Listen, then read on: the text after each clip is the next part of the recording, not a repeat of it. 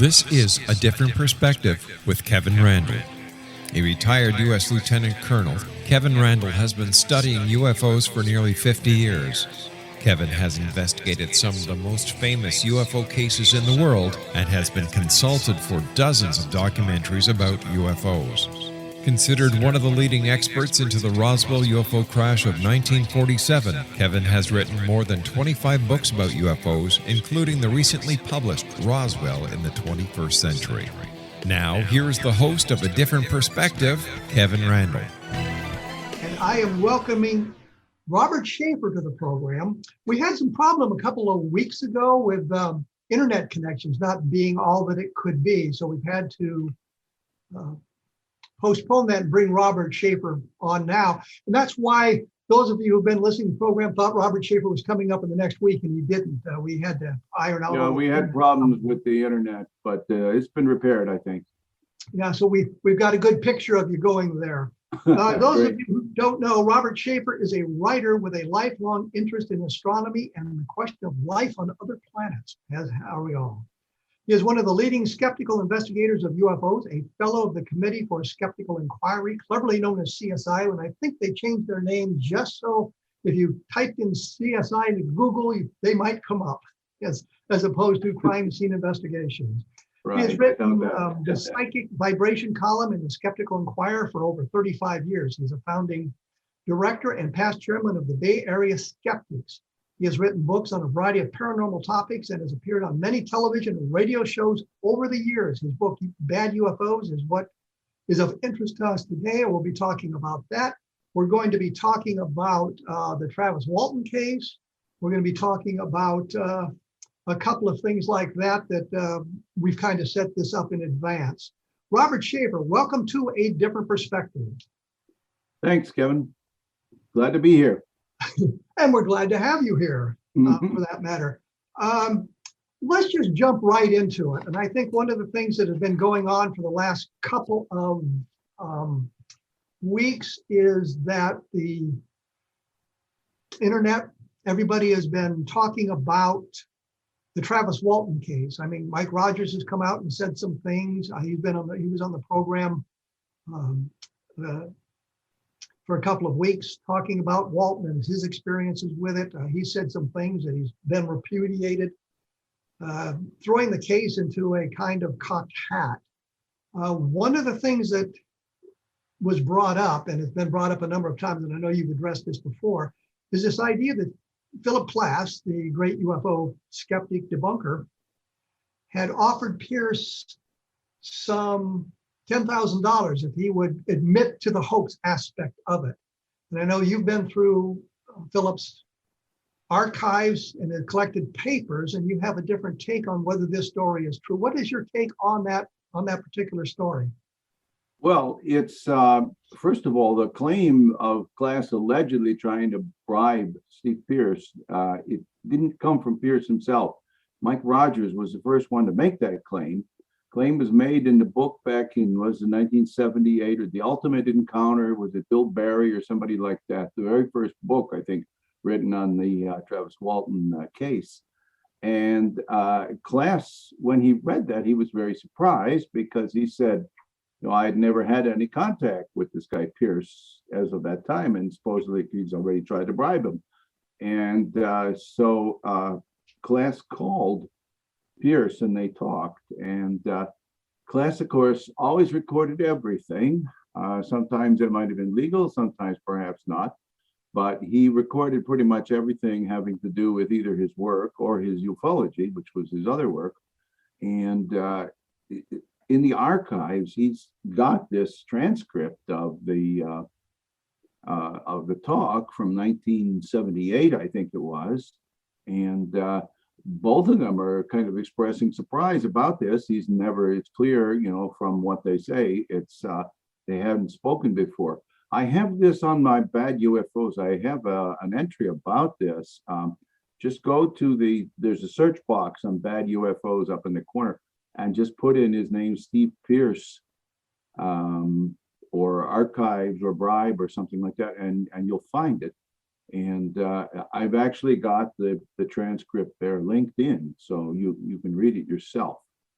Now, Well, let me ask you. Let me ask you a question. Is you have the transcript, but do the tapes exist? that's a good question, and I'm not sure. I know I asked them for the tape if possible. They didn't find one. I'm really not sure if it's possibly in there or not. Somebody else I know was trying to get some materials from the class archive, and they told him that the archive is American Philosophical Society archive is closed for the next year or something like that. I'm not sure if it's because of COVID or because they're working on something or whatever, but basically you can't get anything out of them right now, but in a year or so you should be able to. So but there's no reason to think that to doubt this this transcript, because class wrote out a transcript of all the important conversations, not everyone, but the ones he considered important. He wrote out a transcript, and remember, this was done back in 1978. So whatever the current, claims might be, he wouldn't, if he wanted to fake something, he wouldn't have known what to fake, I don't think, back then. Well, the reason I asked about the tapes is I've gotten into a couple of conflicts with witnesses about what they'd said on tape and that I had misquoted them. And one of the big ones was J. Bond Johnson. He was the photographer in the Roswell case, the one that had gone to Ramey's office and photographed Marcel and Ramey and DuBose, the weather balloon debris. And Johnson repeatedly said I'd misquoted him. And so when I produced the tapes with the quotes on it, he said I'd edited the tapes, and I finally had to send him the whole tapes.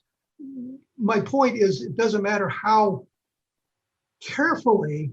I think what I'm getting at is Johnson found a mistake I'd made. I'd left out an "and" in one of the quotes. So I had misquoted him because I left that "and" out. But I mean, the point simply is, once again, the transcript is kind of secondhand information. And if the tapes exist, then there's really no argument with the tapes.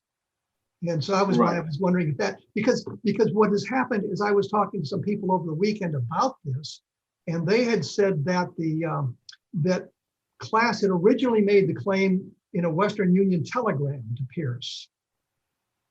And I knew of no instance where class had used Western Union to communicate with people, but I wondered what the reaction. No, he was very big on those long distance phone calls back then, when you had to pay $1 a minute or whatever it was for the long distance calls, and he made all kinds of them out to Snowflake, Arizona, and environs, as well as to Socorro and other places where there were cases to be investigated. I think what's clear from the transcript is that, they hadn't spoken before, they hadn't communicated before. And so that's the important point. This story was just made up. Now, later on, like 2013 or something like that, Steve Pierce was on board with Travis, and he was at the UFO Congress, and it was, oh yes, Travis, everything you say is true. Although, if you look, I should have that up. I should have thought to bring that up so I could read a little bit of it. He says, Travis is a big liar, and Mike Rogers is saying that too now, which is really interesting, because I mean, on the one hand, he says the incident is true, but Travis is a big liar, and I don't believe anything he says. So, that is problematic for the case, that's for sure. Well, I know with Ryan Gordon, at one point, I think Mike Rogers had said it was a hoax. Right. The abduction part of it was a hoax. He always separated the events from. No, well, he did later, but no, originally he suggested that the whole thing was a hoax, that everything was a hoax. Well, but then later he said some things that were inconsistent with that. So you got to really say that Mike Rogers has not been consistent in terms of what he has been saying about this case, and that even especially in recent years, in recent months. Well, what I was going to say was that Ryan Gordon sent me a copy of the text that Rogers had sent him, repudiating the repudiation.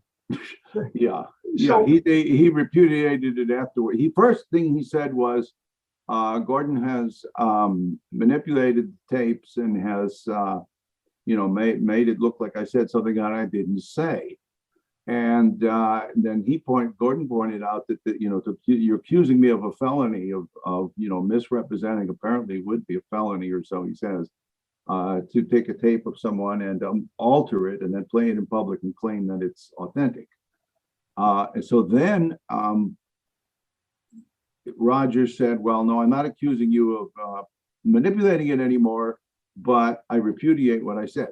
So, like I said, he has not been consistent on this matter, but he has, believe me, it's far from a ringing endorsement of Travis. He's saying things like, well, I wouldn't believe anything Travis says. Well, that's the thing I was getting at. And I talked to Steve Pierce in Roswell, and it may have been in 2013, but 2012, somewhere in that time frame, a number of years ago. And I put some stuff up on my blog about that, which would be at www.kevinrandle.blogspot.com, which I say for people who might want to search that out, just type in Steve Pierce. But at that point, he was on board with the story of the $10,000 bribe. But what wasn't clear to me was whether Philip Klass was talking about the $10,000 bet with him and Pierce misunderstood what he was saying or something like that. It was kind of unclear. I kind of don't think it's that. I think that when Mike Rogers originally made up the story back in 1978 or whatever about the so-called bribe of Pierce, $10,000, he was perhaps conflating the idea with Klass's $10,000 prize for proof of alien life, for proof that UFOs are, alien spacecraft. And kind of people had in their minds the associating Klass with $10,000, and so then this was brought into that fold. No, I think in 2013, 2012, 13, in that period, or the same period we're talking about when he appeared with Travis at the UFO Congress and basically agreed with everything Travis said, and I think it was. It's kind of like, here's a bandwagon and I need to get on it.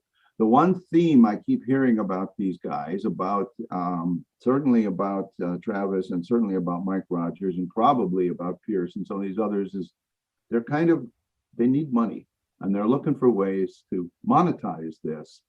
And let's face it, if Travis were to admit that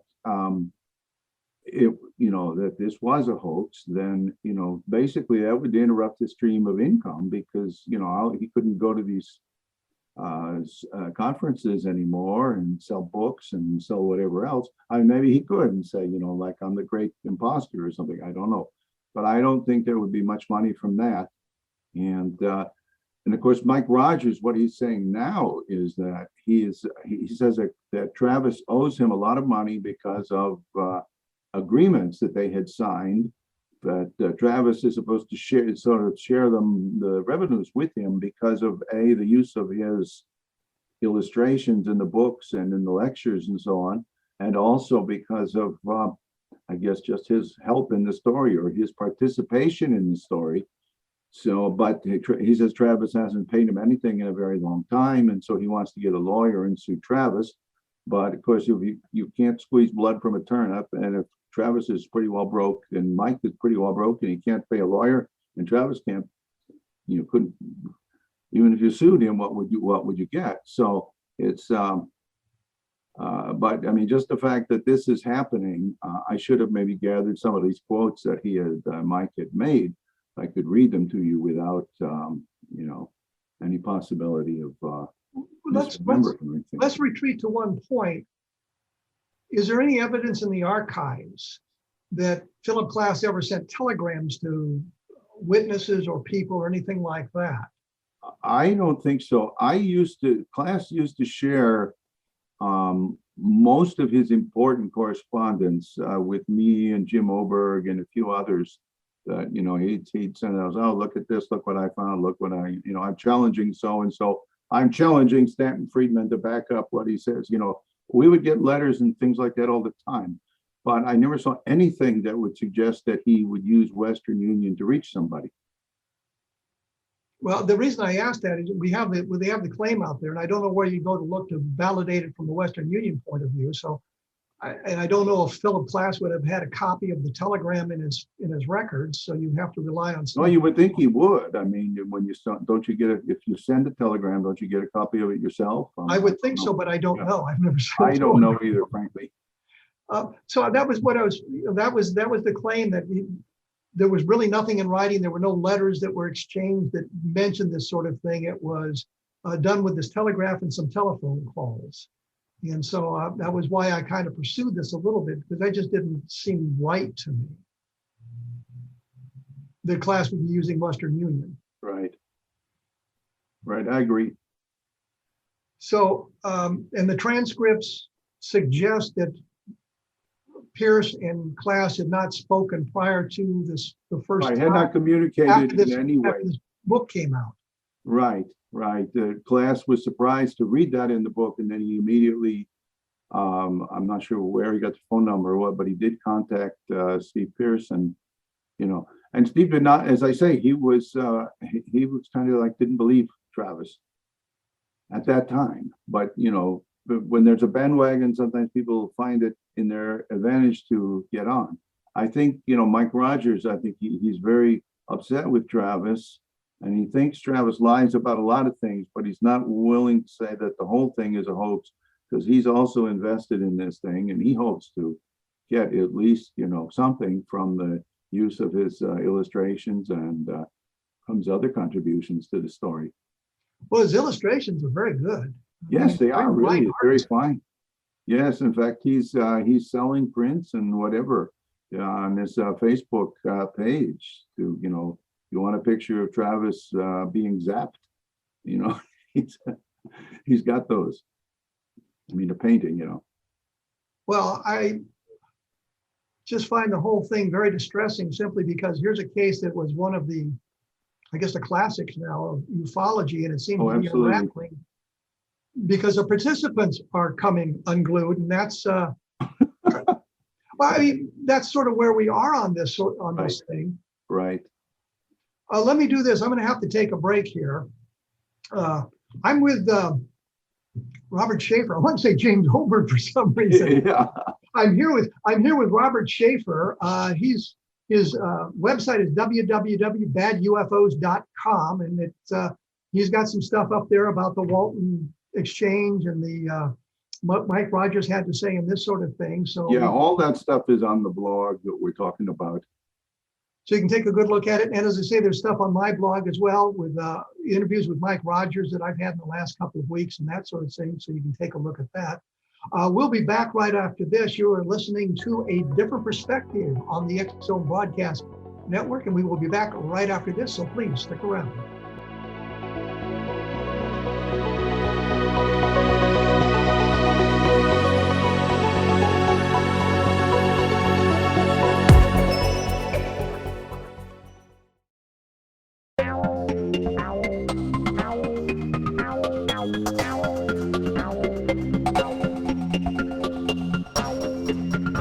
We are back. I am here with Robert Sheaffer. We're talking at the moment about the Travis Walton case. We'll be getting into some other things a little bit later on, but we're kind of looking at the way the case is unraveled. This is a case that goes back decades, literally decades, and it seemed like there was a solid wall of the participants. And now we're seeing that it's maybe not quite that solid. Stephen Pierce is no longer on board with the thing. He's tired of it. Mike Rogers is telling us different things. Travis Walton, who agreed to be on this program, has not answered any of my emails about coming on to talk about this thing. So we're getting it from a lot of other people. Now, I've talked to several people in the last several days about this, and that was what generated the question about the Western Union and wondering a way of verifying whether or not something like that had actually happened. It sounds like it didn't. It sounds like this whole thing is kind of, as I said, coming apart with various components of it. There is still one or two people who are solidly in the camp. Mike Rogers says repeatedly, and this strikes me as a red flag, that nobody saw Walton abducted. And although that's something that's gone on from the very, very beginning, it's something that Rogers seems to be pushing now much more so than he did in the past. In fact, Of course, that's true because they took off in the truck, and when they got back, Travis Walton was gone. in fact, I think he said he didn't even see Travis getting hit with the beam, but he saw him flying through the air. Yes. Okay, that's good. There's my friend flying through the air. I don't know why, but he's flying through the air. Let me explain just a little bit why this is happening now. It's because of Brian Gordon, who is a producer of media and so on, and he went to to that area, to Snowflake or whatever, and he met with Travis, and he met with Mike Rogers and whoever else. He, being right on site, he did some very important, shall we say, deconfusion about the geography. I wasn't, I'd heard general terms about Turkey Springs is where they were working and Heber is up there or something, but I didn't know where all these different places are. What actually happened was this, that they normally, when they would go home after a day of work, and they would usually quit about 4 o'clock before it was dark, although it was starting to get dark because this is, November. And they would go more or less due north down this kind of a rough forest road, but it's not such a bad road. And and then they would get up to Heber in whatever time, 40 minutes or something like that. But for whatever reason, on this day, on the abduction day, they went a different way. They traveled to the west along the Rim Road, which I believe is a paved road. And it meets up with then another paved road, which is, I don't know, Highway 60 or something, and that takes you into Heber. In terms of time, it's about the same either way. It's longer to go this way, but the roads are better, so you can go faster. But the point is, if you take that route, you must pass by the Gentry Tower. And I have some pictures on my blog of the tower. And basically, the suggestion is that it's, Class thought that basically all 7 of these guys had got together to hoax this thing. And actually it was Carl Flock who first suggested, to my knowledge, it didn't work that way. It was the 2 guys, 2 hoaxing 5. In other words, Travis and Mike hoaxing the other 5 guys. The other 5 guys didn't really know what was going on. And so as they went up there, and you'd see this, if the tower was, the lights inside the tower being illuminated from a distance with the trees below hiding, the support structure, they say, look at that object out there. That was the UFO. Now you have to do this quickly because, if they have too much time, they're going to figure it out. But he zoomed away after Travis ran out. Now then it came back, but it wasn't to the same spot. They came back to look for Travis, but they didn't come to the tower area. They came to some other area because, it's part of the hoax. You take them to somewhere, nearby, but not the right place. Where's Travis? Well, he's not here.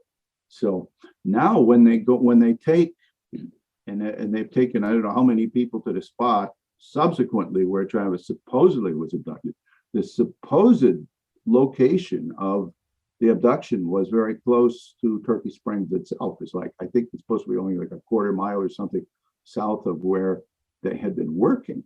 But that's inconsistent with a whole lot of things, not the least of which all these different accounts of how they drove for 15 minutes or so before they saw the object. And they talked about, they have these water channels that are cut into the road in order to allow it to water to drain off without washing out the road.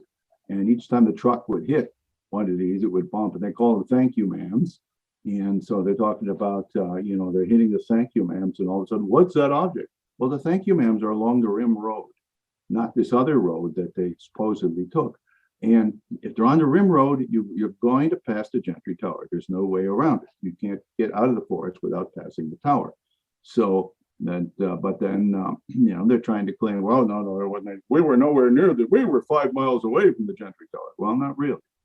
I mean, maybe some other time they were, but this time they went right by it. Well, it sounds like we're kind of dragging down into some very deep minutiae here. That's not which road they were the on? location of it.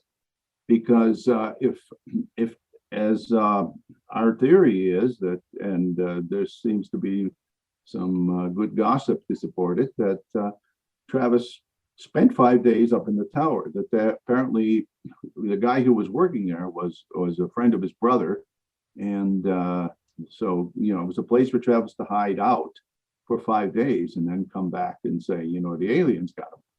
So it's not minutiae, because it's very important about where they went. I understand that. What I'm saying is, for the people listening here, they don't understand that there's the two roads are close together, and if you're on one road, you may not be able to see the tower, and here's the tower and all this.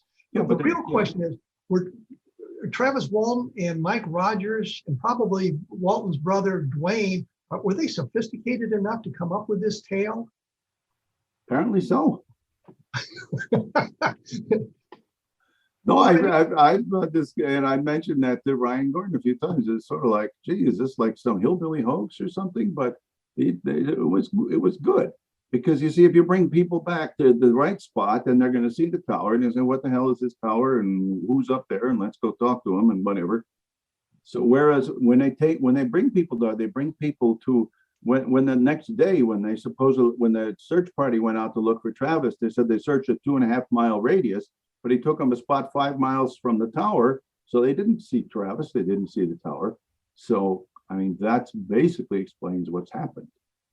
And that's the information that we didn't have until Ryan Gordon actually went to the spot and started talking to them and started, looking and getting photos. He even took some drone photos of the whole area and the tower and so on. Well, I guess the problem is, it just seems to me that this is a fairly elaborate hoax to pull on it. Were they just pulling it on their pals for some reason, or did they envision the snowball effect? Where Ryan said that they thought they would get the National Enquirer prize.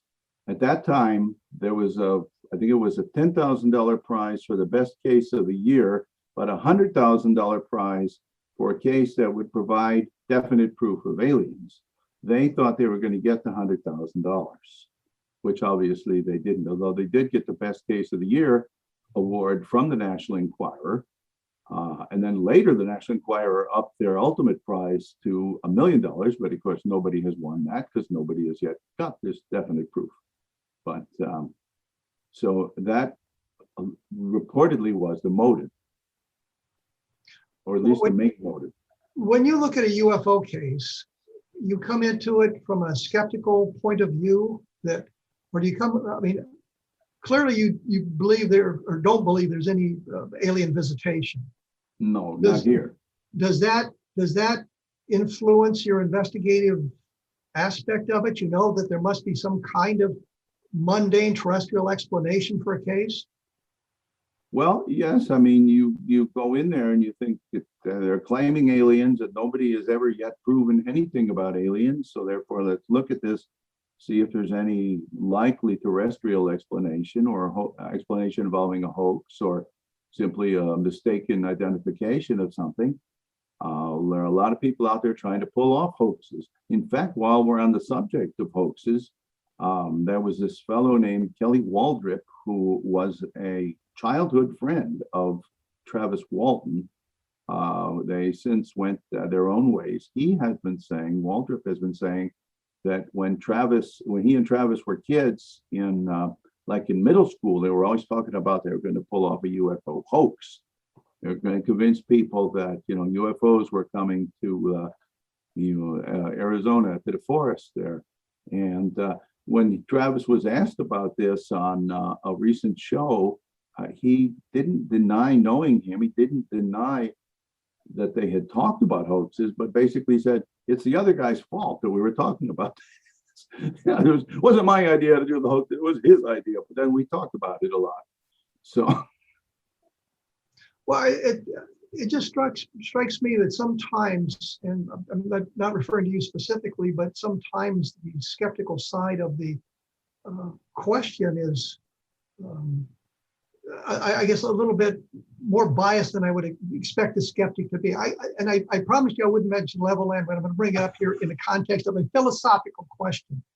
We can agree something happened at Level-Land.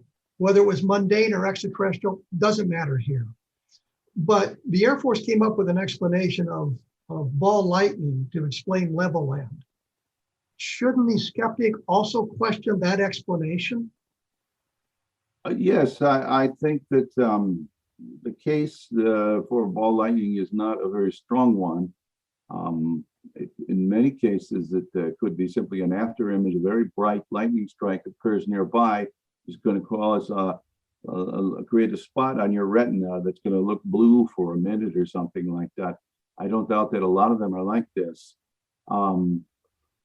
If people are citing things, it could be a lot of things, but my question simply is that it seems to me, from my biased point of view, that when an explanation is offered that is less than credible, it seems that many people in the skeptical community, I would think they would want to be skeptical of an explanation as well as the belief it's extraterrestrial. The Air Force offers this explanation. Well, let's see if that makes sense in the context of what has been reported. And it doesn't seem that we get that kind of skepticism about those explanations. Well, yeah, a lot of the Blue Book explanations and research was really kind of cursory.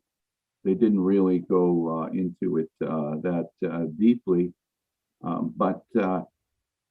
Yeah, I mean, there have been skeptics who have been claiming all kinds of things. There was one guy who claimed that the Socorro case was a mirage of the star Canopus, that some miracle, incredible phenomenon occurred to make the star Canopus, which normally is, like all stars, is only seen at night, not in the daytime.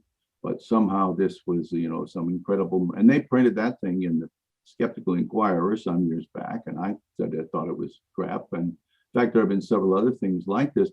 In fact, recently there was a fellow who was going to explain, the Salem, Massachusetts, the Coast Guard UFO photos of where you have these 3 lights, I think, or 4 lights that look like in a sort of a formation.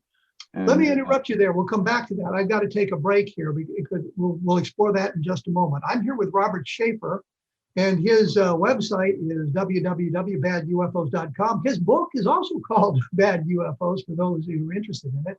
My website, my blog is www.kevinrandle.blogspot.com, and there'll be information up there about our discussion here. There's the information about the Walton case, what Mike Rogers has said, and where those things have been going. So head over there, take a look at that, and you can gather more information about the case. I will be back with Robert Sheaffer in just a moment, so please stick around.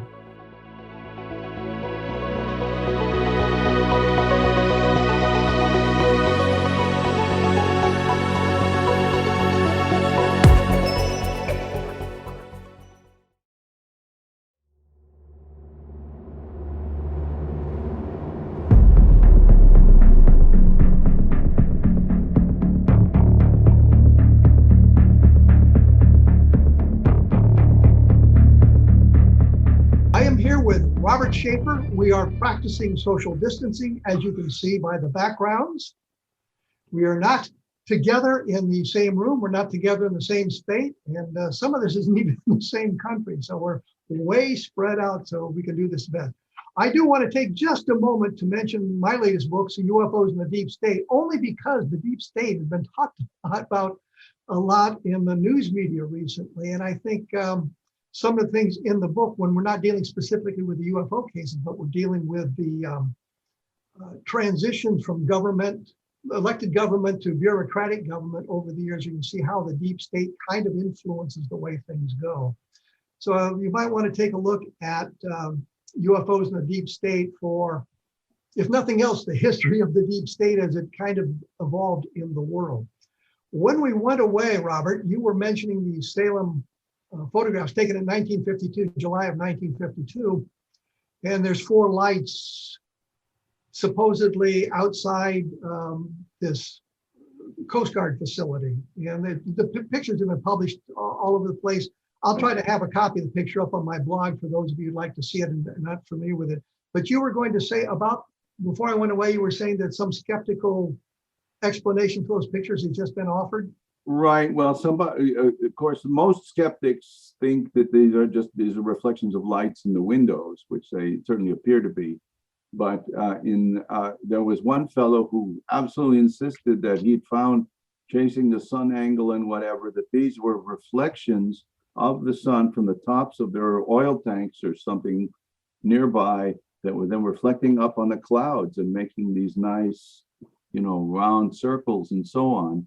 And well, I tried to replicate that basically using the top of a paint can, which is flat. I don't know if the tops of those other tanks are flat or not, but it's better for it to be flat, and then to try to see if I could get a projection up on the eaves of my house, from the direct sun and top of the paint can. And of course, it reflects a little, but you get this diffuse glow. You don't get this nice clear image.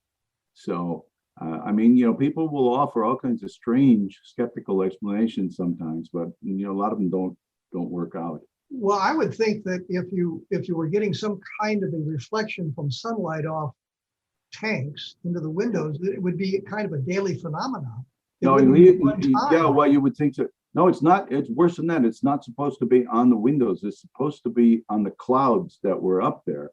That supposedly the sun, that these tanks were showing them, and he agreed that, well, this would be an unusual thing. It had to be unusually bright over here and unusually dark over here.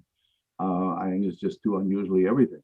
So yeah, we skeptics are skeptical of skeptical explanations, purported skeptical explanations, if they don't make a lot of sense.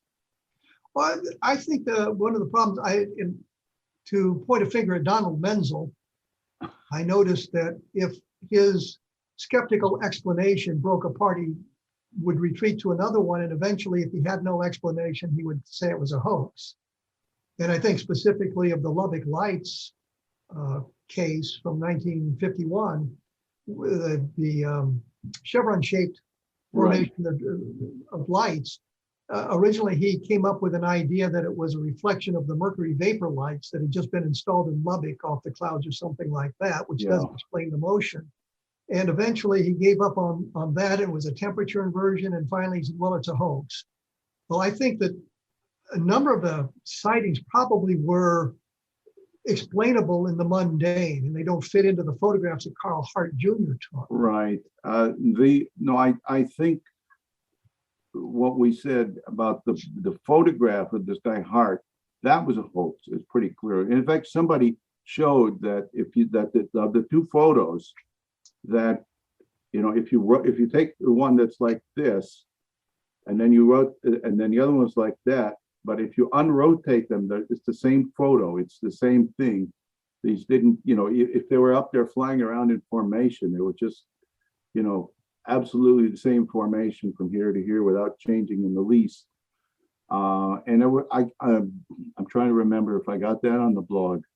But if you go looking for, what was the guy's name, Carl Hart Jr. UFO photo, it should. The other one was the visual sightings. I think are very likely are these birds, plovers or something, or migratory birds. Some of them fly in formation. Yeah. Some of them. I myself have seen that when I was, in school and I was a kid, and I saw, I think it was like at the end of August that I was standing outside with a friend and we're talking, and I look up and I see what looks like, a formation of things, and they go like this down toward the end of the street where there was a store. And then I didn't see him after that, though. Wow, maybe we saw flying saucers. But then later I saw very similar things to that, and I saw them under a little better conditions, and I could see that there were birds in formation that looked like that. Well, I will say one thing. I talked to Carl Hart Jr. I may have been the last person to interview him in the context of the UFO sighting. I was in Lubbock, Texas, and on a lark, I looked up his phone number, just looked to see if he was in the telephone book.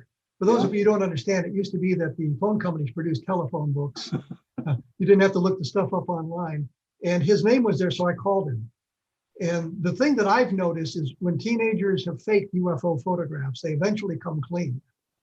And I don't know how many famous photographs have been thoroughly destroyed by the person who took them, saying, "Yeah, we faked them." The Lucci photos have been confessed. Yes, but And what I'm saying is, when I talked to Carl Hart Jr., I said, "What did you photograph?" Giving him the opportunity, and he said, Yeah. "I still don't know what I photographed." So and here's a guy who's now in his 60s. When I talked to him, having an opportunity to come clean and clear up this whole mess, and that was his response. So I put a lot of stock into what he said. No, I'm not convinced that the photographs are a hoax. So I guess we disagree on that point. Right, well, I have to look up the source I'm referring to, and I'll send it to you later. But I think that that's the other thing. I think oftentimes with the skeptical community, it's hard to get a good discussion going. And I think we're kind of having that here. But I know when you talk to Philip Klass, not in the UFO environment, much more charming man, and you can have a solid discussion as opposed to UFO debunker type thing. So wanted to point that out. But I think the Lubbock lights, I think you're right that Plover do explain some of the sightings. I don't know what the professors saw the first night when they saw the things go over. Ed Ruppelt said it was fireflies in his notes to his book, and he said if he published the explanation, then it would lead to the man who came up with the explanation for it, and then the guy didn't want to be involved in UFO stuff. I think that's a ridiculous explanation, and I don't know why he would have bought that at all. I know the professors at one point then decided that one of them was very mad at Hart for kind of usurping their thunder. And I also know that there were no migratory birds that flew in V-shaped formations in the Lubbock area at that time of the year, because I talked to the people at the Department of Natural Resources, or whatever they call that department in Texas at Texas Tech University, to find out if that explanation works. So I did some good research into it. I am convinced you're right that birds explain some of it. The Air Force explanation on some of it is correct, but I don't buy the explanation of hoax for the photographs. You're stuck with the photographs are either a hoax or they're legitimate something. Well, I'll have to look this up because I don't carry in my mind the precise location of where this is, but I'll get it back to you. Then you'll see there's a very good argument for saying that. And I'll link that on my blog as well. We had another area we were going to discuss as well. I don't remember exactly what. I think it had to do with this Pentagon UFO business and all that.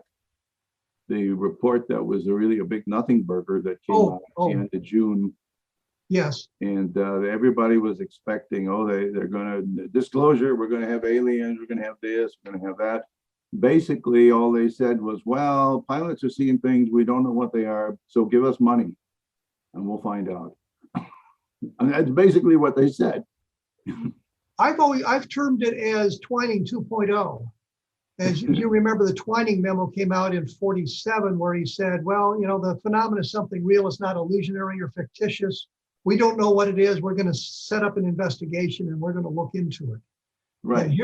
And that's basically what we have here. The same thing in the Twining document, they had taken a number of UFO cases, I'm going to say mysterious UFO cases, that they could not explain, and decided that, well, here's what we're going to do. And now we're 70 years later, right. And they're saying, well, here's some cases we can't explain, so we're going to set up an investigation and start. Right. We've gotten nowhere in 70 years. We haven't come up with any solutions. Right.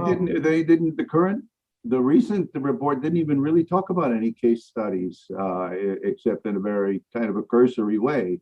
It didn't say, okay, here's case A, case B, case C that we investigated, and here's what we think. They didn't even do that, And if they say, well, we think it's, we can't explain it, it's unexplained. As Marty Kottmeyer had a really good comment. He said, as his math teacher used to always say, show your work.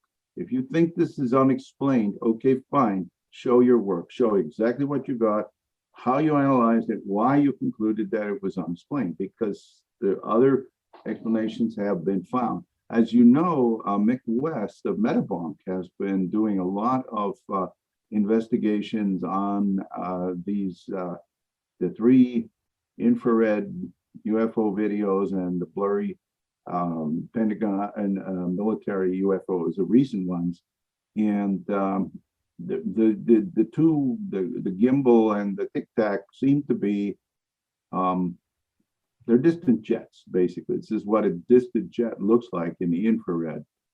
And for example, they talk about the go fast.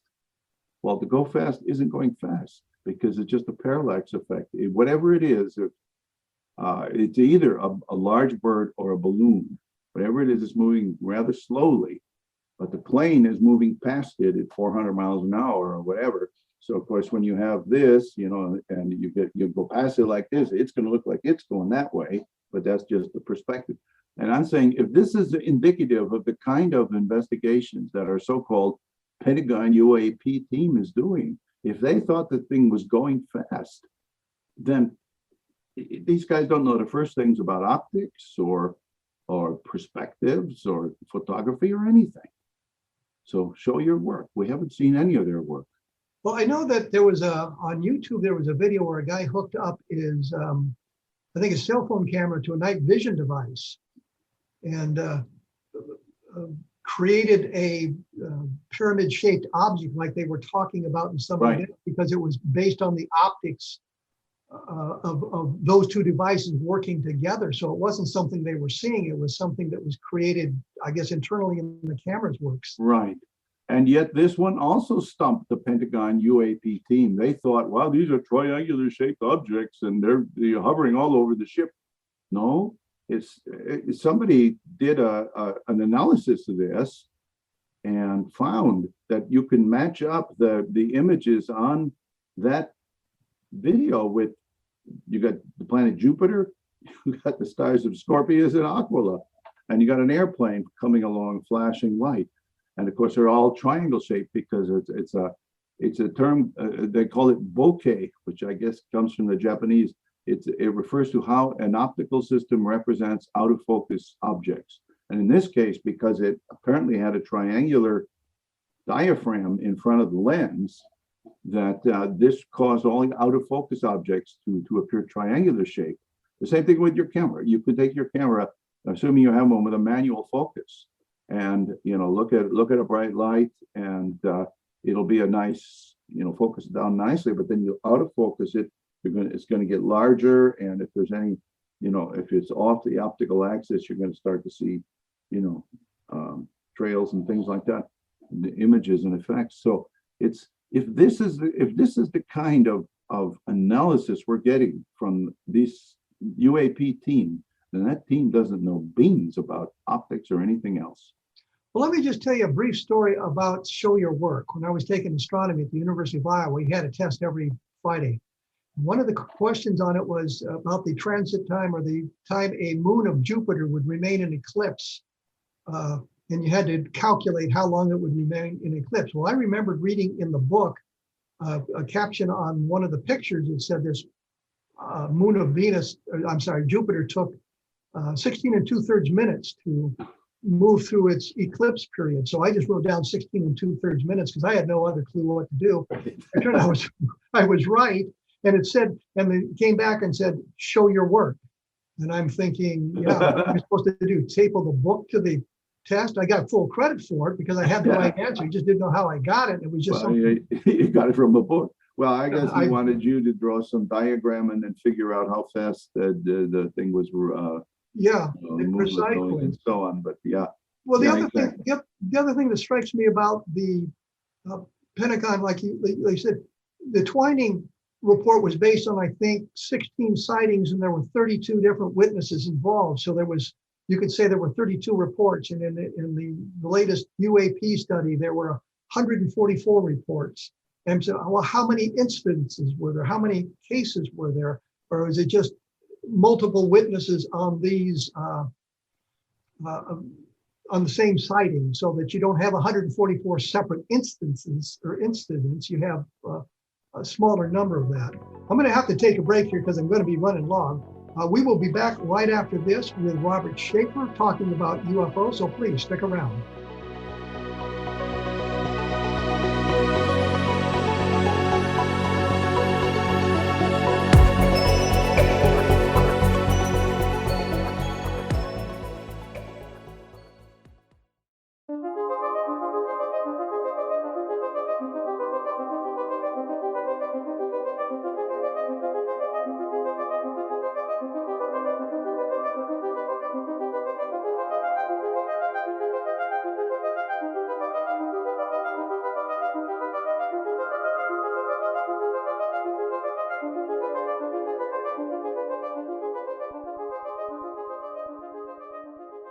We are back. I am with Robert Sheaffer. We've been talking UFOs and skepticism and things like that.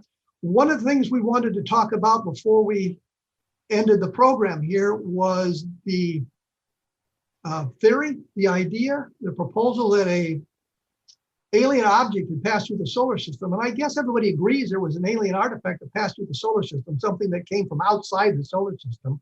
The question is whether it was artificial or was it just some natural occurring object that traveled through space and passed through the solar system. You're familiar with that, of course, Robert? Yes, and I have a very recent blog posting about the Oumuamua. Basically, is giving the argument why it is not any artificial anything. I wouldn't call it an artifact. It was an object.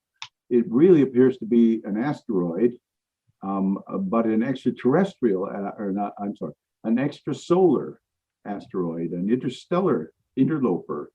Well, I think that's what everybody agrees with. It's something that came from outside the solar system. Right. The way you can tell that is from its orbit. Yes. Orbits are of planets and asteroids and comets and everything else are ellipses. Even the planets' orbits are more or less circular. Something like Halley's Comet has got a very long, elliptical orbit like this, but they're all ellipses. Well, when you plot out the orbit, because you can measure the position of the thing once it's in the solar system, and if you plot it out and you don't get an ellipse, you get a parabola, meaning it's open at the end.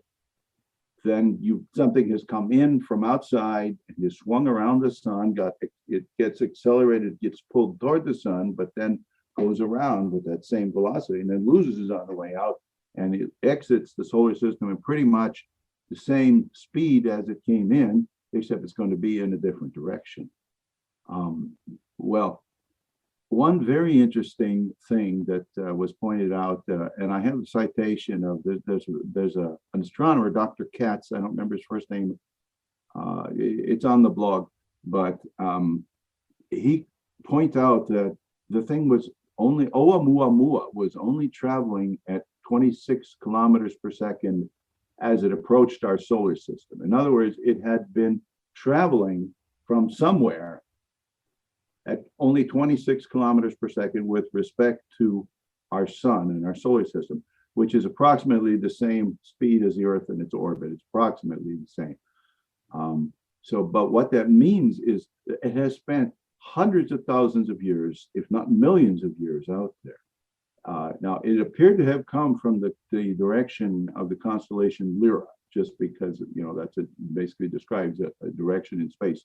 That's where the thing came in from, swung around the sun, and then ended up going out the other side. But let's assume for a moment that it was an alien probe of some kind.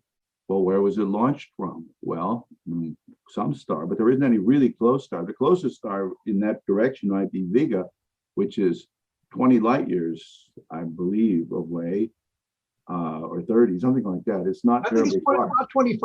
About 25, I believe. Okay, 25 light years.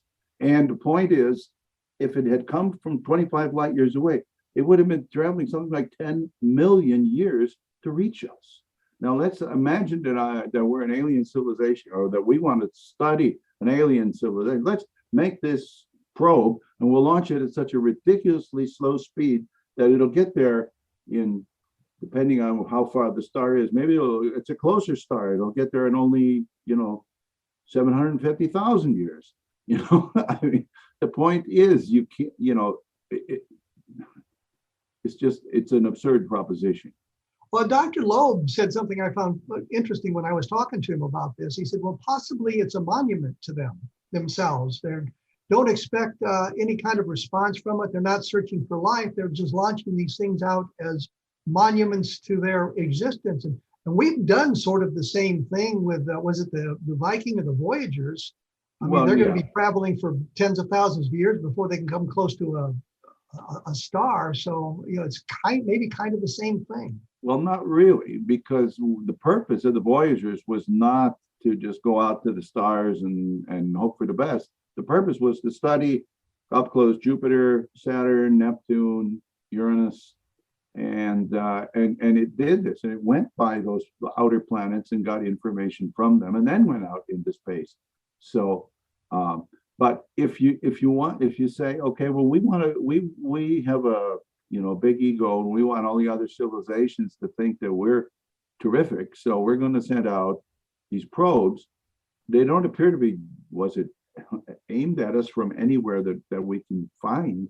What we just send out, we just make trillions and trillions of probes and send them out in every direction and wait 10 million years for them to reach someplace. I mean, that makes no sense. Well, your point about it, the Voyagers being sent by the planets is absolutely true, but it had an additional mission, which was to carry on, because that's why they put some of this stuff on the spacecraft, like the golden record and the illustration of our solar system and things like that, which is now inaccurate, by the way. And I wonder if the record is one of the kind you had to put it on a turntable with a groove and a needle. I'm sure the aliens have lots of those on their planets. But no, but the point was that was if nothing, that was just like icing on the cake. That was just a publicity move, just to granted all of get that people interested. The real purpose of that was to study the outer planets, and it was very successful. Understood. And I'm just saying we really don't know if there's aliens out there. We really don't understand how they think and how they would react and what their mindsets might be. So something that would be, well, alien to us might be quite common to them. Well, yeah. So you think of how many they would have to have launched because without knowing for sure where it's going to end up, and it's going to travel, in a million years or 10 million years. I mean, these stars are not going to be in the same position where they are now. And when you've got so many, it's not just a simple two-body problem of orbits. These stars are going to be, they're going to be affecting each other, and the gravitation from the around the center of the galaxy and everything. So you could just fill the galaxy with things, I guess, but I don't think so. What do you think of the proposition of them wanting to search for other similar objects passing through the solar system, whether they be natural or artificial, to learn a little bit more about the construction of the galaxy, which is kind of where they're going with the research they're proposing. Right. That's part of what Galileo project. That's part of what they're doing, and that part I think is, it makes a lot of sense, and I agree with it. The thing is, though, that now these things are traveling faster than ordinary. If a comet is coming in from, further out in the Oort cloud or something in our solar system, these objects are going to be traveling faster because they have more than escape velocity from the sun. When they come past the sun, they will be going fast enough to escape from the sun's gravity completely, because that's where they started out. So that being the case, these things, you're not going to have much time. What you'd have to do is, if you had an object, if you had a space mission that was ready to launch, and you would basically have to keep the thing almost, ready on, not quite a hair trigger, but you might be ready. Okay, we only got a week to get this thing out there, because you need to rendezvous with it at a certain point, and it wouldn't be easy. So the point being, you would have, this have to be a dedicated mission. It'd have to be sitting off in some silo somewhere, just ready to go in a few days or a week, but already prepared, ready to go. So well, I think their plan. I agree, it's worth doing. Their plan for the Galileo project is to set up a number of telescopes around the world. I think he said 3-meter telescopes around the world that would be able to capture video and other readings from the object, not an attempt to intercept them, but just an attempt to study them from an Earth-based platform. Well, yes, but why? I mean, we already have such telescopes. We already have big old telescopes in many countries. I don't see why what they're proposing is any different than what we have. If we knew that another Oumuamua type object was coming in, all the big telescopes would be pointing at it and trying to learn about it. I don't see what the Galileo project brings to the party here. They seem to think that they're going to set up networks of cameras and telescopes, and they're going to get all this good data on the UAPs or whatever they want to call them, and these objects coming into the solar system. But we've already got so many telescopes here. Plus, they said, they want to set up a network to detect objects that are as possible alien probes that are as small as 1 meter that would be orbiting the Earth. Well, the point is, though, that this existing space network will detect objects as small as baseball size. So they're saying, well, if there's something 10 times larger than what we can detect now that they miss, we'll find them. And that doesn't make much sense either. This So is you on the kind blog. This argument is, I have a, Oumuamua entry there. Well, so you're thinking, well, the one thing we need to point out, I think, is that the funding is not going to come from tax dollars. So right there, I'm on board. Right, that's fine. They're getting private funding, so yay for them on that point. But you don't think it's going to result in much in the way of increasing our knowledge, or? I don't, I've read their proposals that, they think they're going to use these big telescopes to see something. They also think that, they're going to set up their own network of cameras and so on.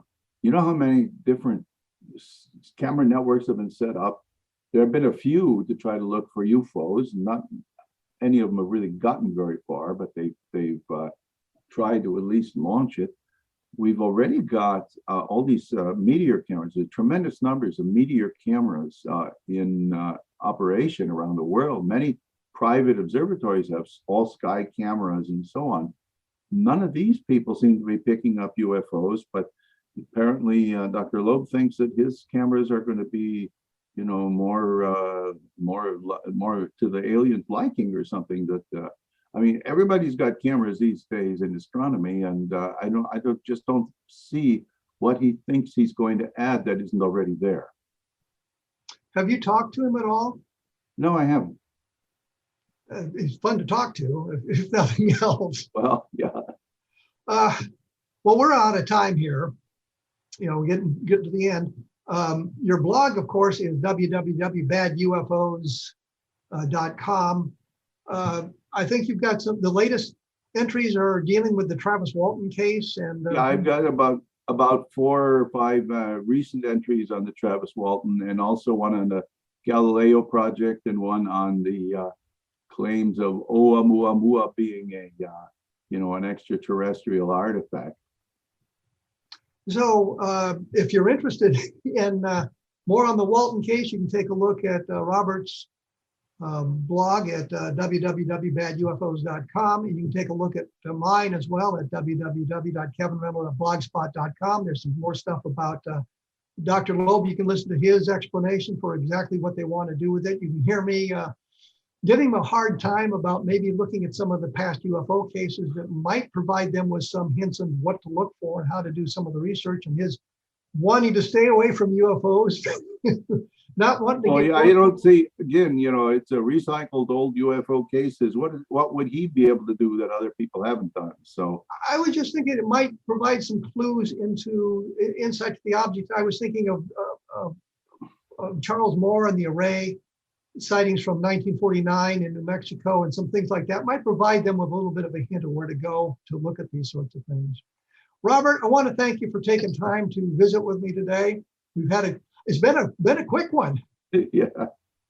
And we time flies when you're having fun, right? Yeah. And we managed to make it work. Thank you so much. Once again, the book is Bad UFOs, and the website is www.badufos.com. Next week, I'm going to be talking to Robert Mercer about his discoveries in the Project Blue Book files that he found, which is kind of interesting. And coming up in the following week, I'm going to be talking to Jennifer Stein from MUFON about Travis Walton again and that sort of thing. I'm going to be talking to Robert Young about the Kecksburg UFO case. Now, Robert Young believes it was a bolide, and I'm kind of leaning in that direction based on the some of the evidence that has come out and where those things have gone. So I think that's something that'll be of interest. So you'll be taking a look at that. We will be covering more and interesting topics in the future. You have been listening to A Different Perspective on the X-Zone Broadcast Network. I thank you for tuning in, and we'll be back in about 167 hours.